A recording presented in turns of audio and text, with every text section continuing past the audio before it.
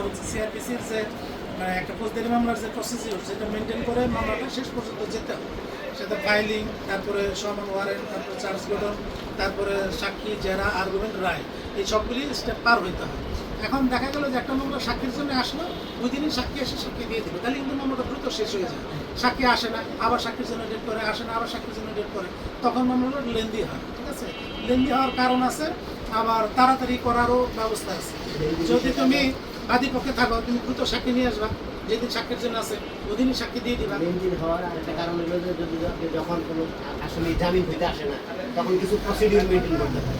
সকল আসামি জামিন তাকে আদালতে না আসলে মামলাটা ফাইল যাবে, একটা নির্দেশ দিতে পারে, পত্রিকা বিজ্ঞপ্তির একটা নির্দেশ হয়, এরকম প্রসিডিউর অবলম্বন করতে অনেক সময় লাগে। তবে ফৌজদারি মামলা দেওয়ানি মামলার সাথে তুলনামূলক সময়টা কম লাগে।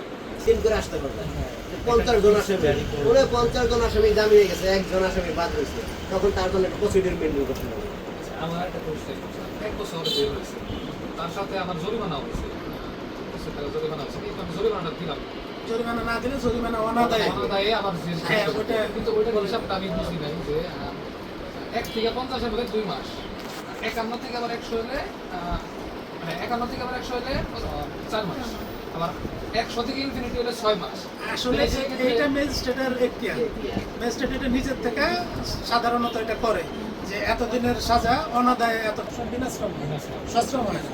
সশ্রম কারাদণ্ডের যে রায় হয় সেটার মধ্যেও অনাদায়ের জন্য কখনো সশ্রম দেয় না। আর ম্যাজিস্ট্রেটের কিছু ইনহেরিটেন্ট পাওয়ার আছে, সেটা সিআরপিসির ওই তফসিল কত 3-তে পরে আছে। ম্যাজিস্ট্রেটের যে ইনহেরিটেন্ট পাওয়ারগুলো সিভিল কোডের মতো ম্যাজিস্ট্রেটদেরও কিছু আছে, সেগুলি তারা এক্সারসাইজ করে। আর first class, second class, third class ম্যাজিস্ট্রেটদের তো সাজা কত, জরিমানা কত করতে পারবে সেগুলো তো বলা আছে। এখন তো সেটা ইয়ে করছে, আগের তুলনায় বৃদ্ধি করছে। আগে তো খুব অল্প ছিল, 3000, 5000, 10000, 2000, 5000, 10000, সেটা এখন লক্ষতে নিয়ে আসছে।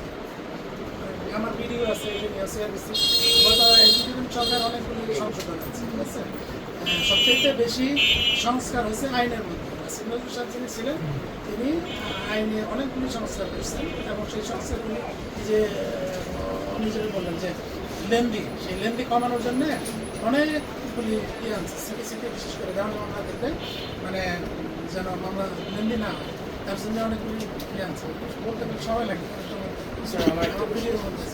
স্যার অনেক সময় আমরা দেখি যে কোর্টে ফলস স্টেটমেন্ট সাক্ষী, তো সেই ক্ষেত্রে কোর্ট সেটা কীভাবে বিবেচনা করেছে?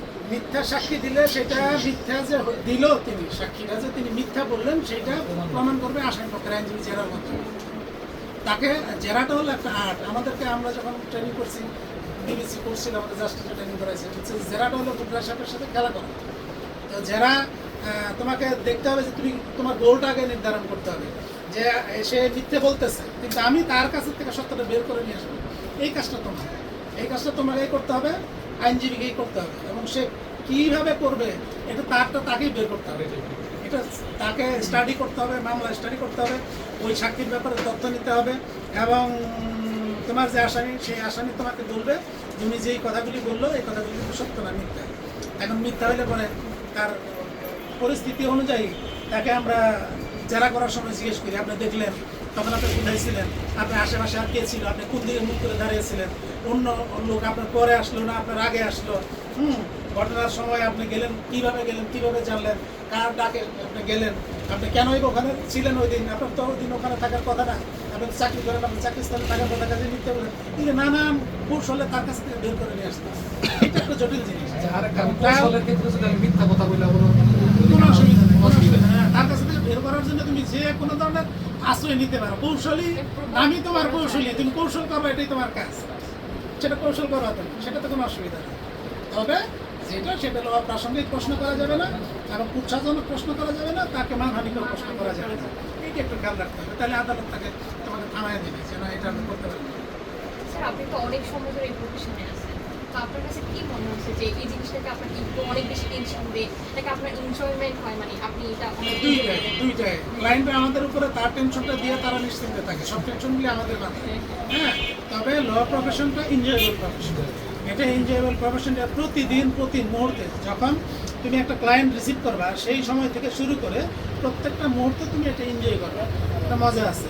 তারপরে যখন তুমি ক্লায়েন্টের কাছ থেকে একটা ফিস পাবা, পারিশ্রমিক পাবা, তখন এটা এনজয়টা আরেকটু মাত্রা যোগ করবে, ভালো লাগবে পরিশ্রমের ফিস পেলে পরে। আর তার চাইতে বড় কথা হলো তুমি ফিস কম পাও বেশি পাও, যখন তুমি সারা রাত বা মাঝরাত পর্যন্ত তুমি বই ঘাটাঘাটি করে স্টাডি করবা, ও যেটা বললো যে জেরার মাধ্যমে সত্য বের করে নিয়ে আসবা এবং তোমার আসামকে যখন তুমি খালাস করবা, তখন তোমার সবচেয়ে এনজয় সবচেয়ে বেশি ভালো লাগবে। অর্থাৎ ক্লায়েন্ট জিতলো, তুমি জিতলে ক্লায়েন্ট জিতলো। যখন তোমার সব বিষয়গুলি নখদর্পণে চলে আসবে, যেমন আমি এখন যে শুনানির জন্য আমাকে কল করতেছে, আমি যেটা শুনানির জন্য যাবো, আমি এটা ফাইল দেখি নাই, রেডি হই নাই, আমি জানি কি শুনানি করা লাগবে, আমার এটা নিয়ে কোনো টেনশন নেই, ঠিক আছে। তো প্রথম যখন এগুলি করতে গেছি তখন কিন্তু আমি ঘেমে গেছি, তখন টেনশন গেছি, কাজে এগুলি করতে করতে সিনিয়র হইলে পরে তখন শুনানি এত দ্রুত হয়ে যায়